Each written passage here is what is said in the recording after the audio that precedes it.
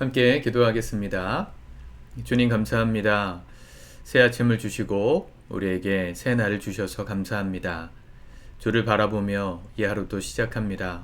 우리에게 오늘도 말씀하여 주시고 말씀이 우리 안에 살아 역사하는 능력이 되게 하여 주시옵소서. 피곤한 육체에 새 힘이 되고 지치고 상한 마음에 위로가 되는 살아있는 양약이 될 수 있도록 이 말씀 가운데 역사하여 주옵소서. 예수님의 이름으로 기도드립니다. 아멘. 우리 찬송가 419장 찬양하시겠습니다.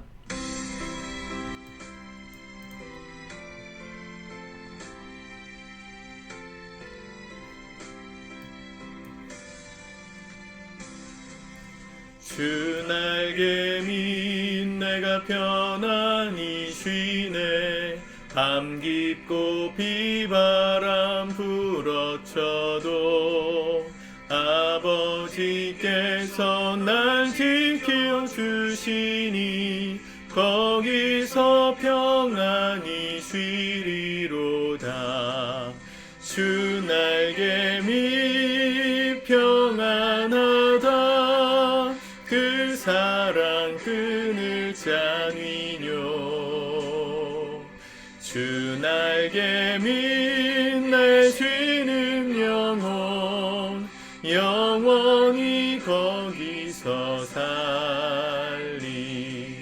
주 날개미 나의 피난처 되니 거기서 쉬기를 원하노라. 세상이 나를 위로치 못하나 거기서 평안을 누리리라. 주 날개미 평안하다. 그 사랑 끈을 짜니뇨. 주 날개미 내 쉬는 영혼 영원히 거기서 살리.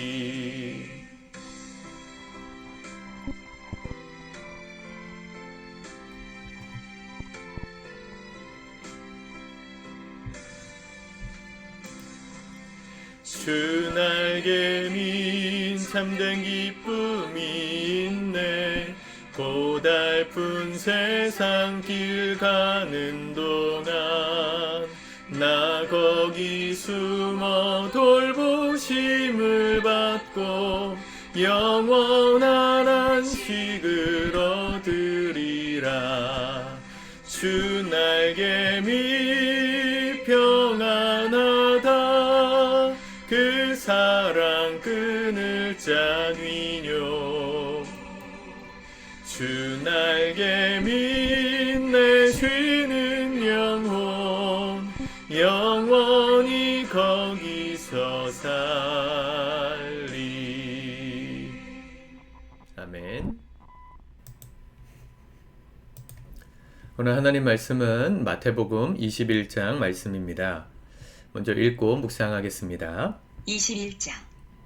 그들이 예루살렘에 가까이 가서 감람산 벳박에 이르렀을 때에 예수께서 두 제자를 보내시며 이르시되 너희는 맞은편 마을로 가라. 그리하면 곧 매인 나귀와 나귀 새끼가 함께 있는 것을 보리니 풀어 내게로 끌고 오라. 만일 누가 무슨 말을 하거든 주가 쓰시겠다 하라. 그리하면 즉시 보내리라 하시니 이는 선지자를 통하여 하신 말씀을 이루려 하심이라. 일러스되 시온 딸에게 이르기를 내 왕이 내게 임하나니 그는 겸손하여 나귀 곧 멍에 매는 짐승의 새끼를 탔도다 하라 하였느니라. 제자들이 가서 예수께서 명하신 대로 하여 나귀와 나귀 새끼를 끌고 와서 자기들의 겉옷을 그 위에 얹음에 예수께서 그 위에 타시니 무리의 대다수는 그들의 겉옷을 길에 펴고 다른 이들은 나뭇가지를 베어 길에 펴고 앞에서 가고 뒤에서 따르는 무리가 소리 높여 이르되 호산나 다윗의 자손이여 찬송하리로다. 주의 이름으로 오시는 이여 가장 높은 곳에서 호산나 하더라. 예수께서 예루살렘에 들어가시니 온 성이 소동하여 이르되 이는 누구냐 하거늘 무리가 이르되 갈릴리 나사렛에서 나온 선지자 예수라 하니라. 예수께서 성전에 들어가사 성전 안에서 매매하는 모든 사람들을 내쫓으시며 돈 바꾸는 사람들의 상과 비둘기 파는 사람들의 의자를 둘러부시고 그들에게 이르시되 기록된 바 내 집은 기도하는 집이라 일컬음을 받으리라 하였거늘 너희는 강도의 소굴을 만드는도다. 하시니라.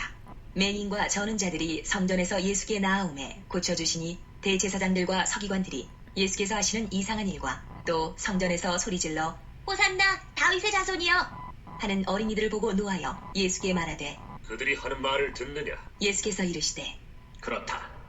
어린 아기와 젖먹이들의 입에서 나오는 찬미를 온전하게 하셨나이다 함을 너희가 읽어본 일이 없느냐? 하시고 그들을 떠나 성 밖으로 베다니에 가서 거기서 유하시니라. 이른 아침에 성으로 들어오실 때에 시장하신지라. 길가에서 한 무화과 나무를 보시고 그리로 가사 잎사귀밖에 아무것도 찾지 못하시고 나무에게 이르시되 이제부터 영원토록 내가 열매를 맺지 못하리라. 하시니 무화과 나무가 곧 마른지라.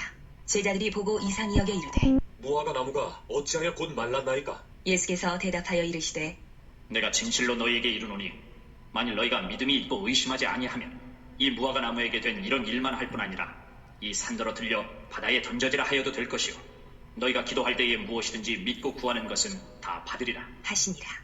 예수께서 성전에 들어가 가르치실세 대제사장들과 백성의 장로들이 나와 이르되 네가 무슨 권위로 이런 일을 하느냐? 또 누가 이 권위를 주었느냐? 예수께서 대답하시되 나도 한 말을 너희에게 물으리니 너희가 대답하면 나도 무슨 권위로 이런 일을 하는지 이르리라. 요한의 세례가 어디로부터 왔느냐? 하늘로부터냐 사람으로부터냐? 그들이 서로 의논하여 이르되 만일 하늘로부터라 하면 어찌하여 그를 믿지 아니하였느냐 할 것이요 만일 사람으로부터라 하면 모든 사람이 요한을 선지자로 여기니 백성이 무섭다. 하여 예수께 대답하여 이르되 우리가 알지 못하노라. 하니 예수께서 이르시되 나도 무슨 권위로 이런 일을 하는지 너희에게 이르지 아니하리라. 그러나 너희 생각에는 어떠하냐? 어떤 사람에게 두 아들이 있는데 맏아들에게 가서 이르되 예 오늘 포도원에 가서 일하라 하니 대답하여 이르되 아버지 가겠나이다 하더니 가지 아니하고 둘째 아들에게 가서 또 그와 같이 말하니 대답하여 이르되 실소이다 하였다가 그 후에 뉘우치고 갔으니 그 둘 중에 누가 아버지의 뜻대로 하였느냐? 이르되 둘째 아들이니이다. 예수께서 그들에게 이르시되 내가 진실로 너희에게 이르노니 세리들과 창녀들이 너희보다 먼저 하나님의 나라에 들어가리라. 요한이 의의 도로 너희에게 왔거늘 너희는 그를 믿지 아니하였으되 세리와 창녀는 믿었으며 너희는 이것을 보고도 끝내 뉘우쳐 믿지 아니하였도다. 다른 한 비유를 들으라. 한 집 주인이 포도원을 만들어 산 울타리로 두르고 거기에 집자는 틀을 만들고 망대를 짓고 농부들에게 세로 주고 타국에 갔더니 열매 거둘 때가 가까움에 그 열매를 받으려고 자기 종들을 농부들에게 보내니 농부들이 종들을 잡아 하나는 심히 때리고 하나는 죽이고 하나는 돌로 쳤거늘 다시 다른 종들을 처음보다 많이 보내니 그들에게도 그렇게 하였는지라. 후에 자기 아들을 보내며 이르되 그들이 내 아들은 존대하리라 하였더니 농부들이 그 아들을 보고 서로 말하되 이는 상속자니 자 죽이고 그의 유산을 차지하자 하고 이에 잡아 포도원 밖에 내쫓아 죽였느니라. 그러면 포도원 주인이 올 때에 그 농부들을 어떻게 하겠느냐? 그들이 말하되 그 악한 자들을 진멸하고 포도원은 제때 열매를 바칠 만한 다른 농부들에게 새로 줄지니이다. 예수께서 이르시되 너희가 성경에 건축자들이 버린 돌이 모퉁이의 머릿돌이 되었나니 이것은 주로 말미암아 된 것이요 우리 눈에 기이하도다 함을 읽어본 일이 없느냐? 그러므로 내가 너희에게 이르노니 하나님의 나라를 너희는 빼앗기고 그 나라에 열매 맺는 백성이 받으리라. 이 돌 위에 떨어지는 자는 깨지겠고 이 돌이 사람 위에 떨어지면 그를 가루로 만들어 흩으리라. 하시니 대제사장들과 바리새인들이 예수의 비유를 듣고 자기들을 가리켜 말씀하심인 줄 알고 잡고자 하나 무리를 무서워하니 이는 그들이 예수를 선지자로 알미었더라. 아멘. 오늘도 긴 말씀이 기록되어져 있습니다. 예수님께서 예루살렘으로 들어가셨습니다. 예루살렘에 입성하심과 더불어서 이제 마지막 일주일을 보내시는데 그 일주일 사이에 있었던 일들을 쭉 나열하고 있습니다.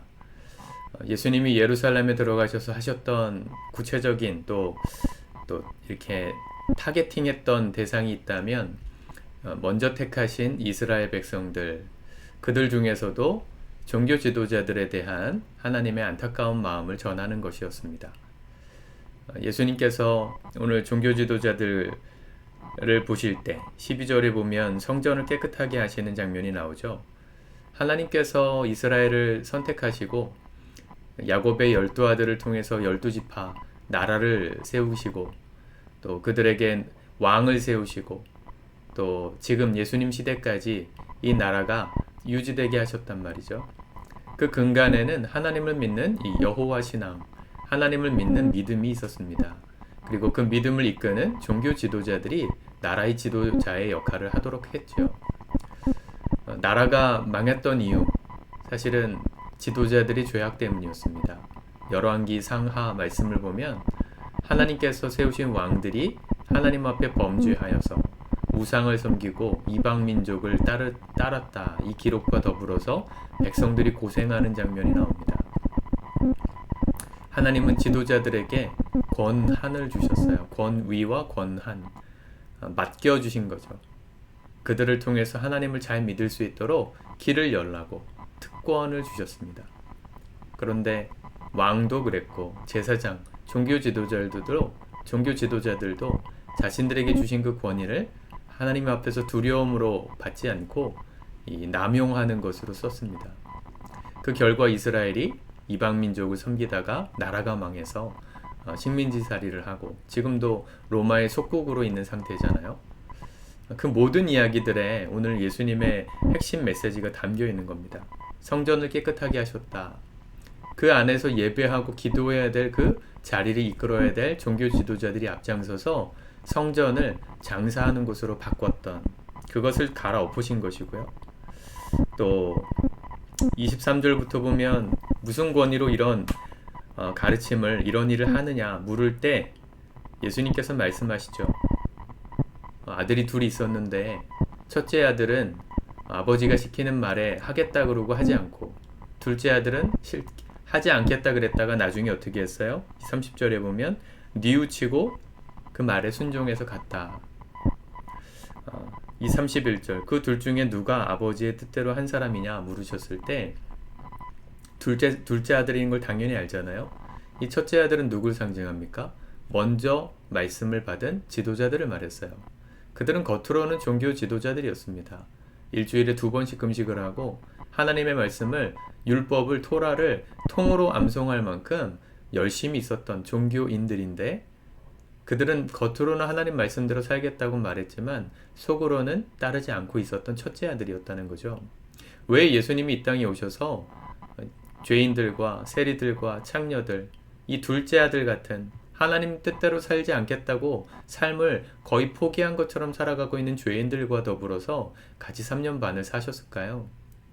그들은 처음에 하나님의 뜻을 따라 살지 못했지만 그것이 잘못된 것이라는 걸 깨닫고 뉘우쳐서 이제 예수님을 따르고 그분의 뜻대로 사는 제자가 되기로 한 사람들이기 때문에 그들을 택하신 겁니다. 예루살렘에 예수님께서 입성하실 때도 수많은 사람들이 종려나무 잎을 깔고 그리고 거기에 자기의 옷을 이렇게 땅바닥에 깔면서 7절에 겉옷을 그 땅바닥에 깔면서 예수님 가실 때 소리를 지르죠. 그 사람들은 다 누구예요? 죄인과 창녀들, 세리들, 그 당시 종교 지도자들이 벌레만도 못하다 생각했던 일반 백성들입니다. 율법도 모르고 지키지도 않는 것 같은 그들이 예수님을 환호했어요. 예수님을 찬양했어요. 자, 우리의 인생을 돌아봅시다. 하나님이 우리에게 복음을 주셨습니까? 여러분들을 복음으로 구원하셨습니까? 여러분들에게 하나님의 뜻대로 살아가라는 그리고 그 말씀을 전하라는 특권을 주셨습니까? 우리가 그걸 다 받았습니다. 그리고 그 받은 사람들이라는 고백도 하고 있죠. 그런데 우리의 삶은 첫째 아들, 이 종교 지도자들처럼 살고 있나요? 아니면 비록 부족하고 연약했지만 이제 하나님의 뜻대로 살겠다고 결단하고 회개하여 주님을 따르는 일반 백성들처럼 하나님을 믿고 계신가요? 출신 성분이 중요한 시대인 것 같습니다. 세상이 점점 그렇게 되는 것 같습니다. 정치계도 그렇고 경제계도 2세들, 3세들, 정치계의 거물, 경제계의 거물 이런 사람들의 후손들이 주목을 받는 시대입니다. 기회도 얻습니다. 교회도 그래요. 교회도 우리나라도 이제 3대, 4대 신앙의 이 가문이 나오다 보니까 초창기 순교자들을 배출한 가문들의 3대, 4대 되시는 목사님들은 기회가 많아요. 좋은 목회지로 갈 기회가 많고 또 인정받아 가는 또 확률이 높습니다. 큰 교회 목사님의 아들이다. 그러면 어느 교회에 부임하는 게 어렵지 않더라고요. 얼마 전에 교계 신문에 제 후배 목사님인데 아주 유명한 목사님의 아들인데 어느 교회에 이 담임이 됐다. 이게 일면 기사로 실렸더라고요. 제가 그 친구를 조금 알지만 글쎄요, 뭐 많이 시간이 지났으니까 좀 바뀌었을 수도 있지만 과연 그렇게 많은 사람들을 영혼을 목양할 수 있을 만큼 진실한 사람인가에 대해서는 좀 회의적인 마음이 약간 들었습니다. 잘하기를 바라면서도. 여러분, 첫째 아들 종교 지도자들은 기회를 받았지만 잘 살리지 못했습니다. 자신들을 위해서 쓰다가 그 특권을 자신들을 위해서 낭비하다가 주님께서 주신 기회를 놓쳤습니다. 그들을 가리켜서 예수님 한 번 더 말씀하시기를 포도원 농부의 비유를 하시죠. 33절.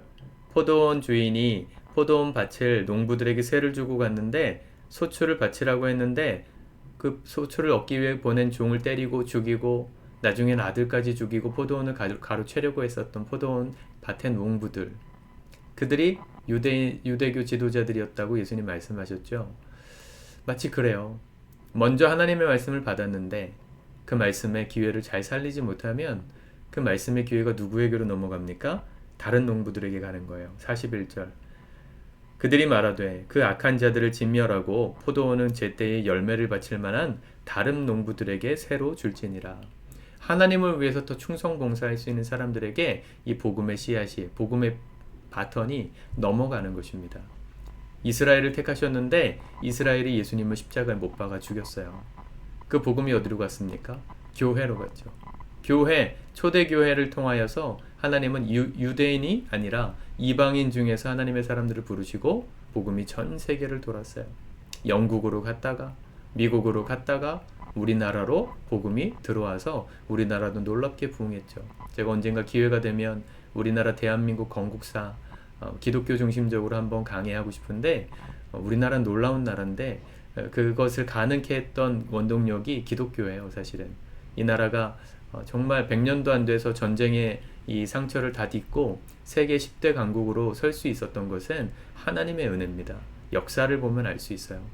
근데 그 은혜를 받은 우리 민족이 하나님의 역할을 잘 감당 못하니까, 그리고 하나님을 점점 떠나는 시대가 되니까 어떻게 돼요? 이 복음의 바턴이 넘어가려고 하고 있어요. 여러분들은 어떻습니까? 오늘 무화과 나무의 비유도 아시죠? 오늘 말씀이 다 섞여 있지만 내용이 하나입니다. 마태가 말하고 싶은 건 뭐예요? 유대인들에게 복음 편지를 쓰면서 말하고 싶었던 건 너희들이 먼저 택함 받은 첫째 아들이 아니었냐. 그런데 왜 그 예수를 십자가에 못 박았느냐. 다시 이제라도 뉘우치고 돌아온 둘째 아들처럼 주님을 믿고 따르는 자들이 되라 하는 마음으로 이 복음 편지 마태복음을 썼는데 유대인들은 지금도 예수님을 믿지 않아요. 무화과 나무 열매의 비유를 봅시다. 18절부터 보면 예수님께서 무화과 나무 사이에서 열매를 찾으셨는데 아무것도 없는 걸 보고 저주하십니다. 성격이 되게 이상한 분 같지만 전체 맥락에서 보면 이 무화과 나무는 누구예요? 열매 맺지 못한 이스라엘 종교 지도자들을 가리키는 것이죠. 열매를 찾으실 때 열매를 줄 수 없었던 준비되지 않은 자, 주님은 그들을 쓰실 수 없습니다.